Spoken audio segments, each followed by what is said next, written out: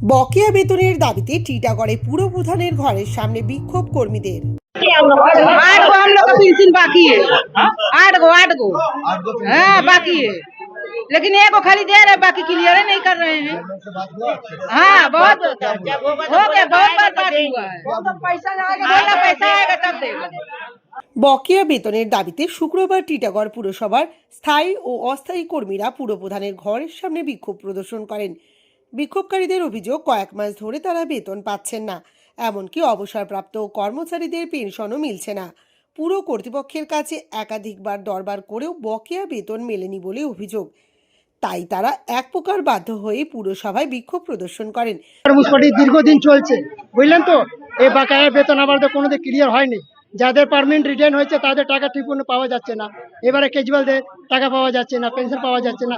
এইরকম দীর্ঘদিন চলতে আসছে, এই 3 বছর হলো স্যার, কিন্তু আমাদের ক্লিয়ার হচ্ছে না। আমাদের চেম্বারে বলা হয়েছে কি আমাদের যা বাকায়া আছে সেইটা আপনি রাখুন, আমরা কারেন্টটা করে দিই। উনি ডেট দিতে পারছেন না।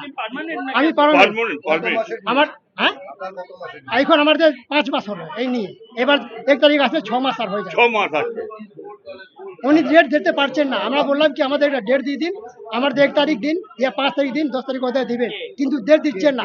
চেয়ারম্যান আমাদের তো ডিএসপি অফিস থেকে তো আমাদের টাকা চলে এসছে 85%, ইনি 15% টাকা দিতে পারছেন না। আমি সাপ্লাই ডিপার্টমেন্ট আছি।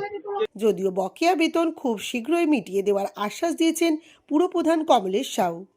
ক্যাজুয়াল এমপ্লয়িজদের 8 মাস 9 মাসের মাইনা বাকি ছিল, একসাথে তাদের ক্লিয়ার করে দেওয়া হয়েছে।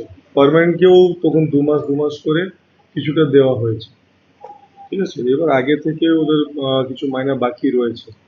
আমরা জবে থেকে চার্জ নিয়েছি, তারপর থেকে চেষ্টা করেছি যাতে কোনো মাস বাকি না থাকে।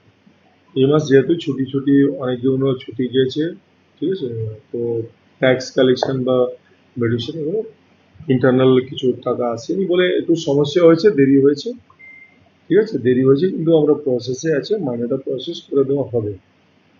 আমাদের এন্ড থেকে কোনো সেরকম সমস্যা নেই। হ্যাঁ, একটু কাজ করতে গেলে, আমি চাকরি করে এসেছি, কাজ করতে গেলে যেখানে চাকরি করে সুবিধা অসুবিধা হয়, ঠিক আছে।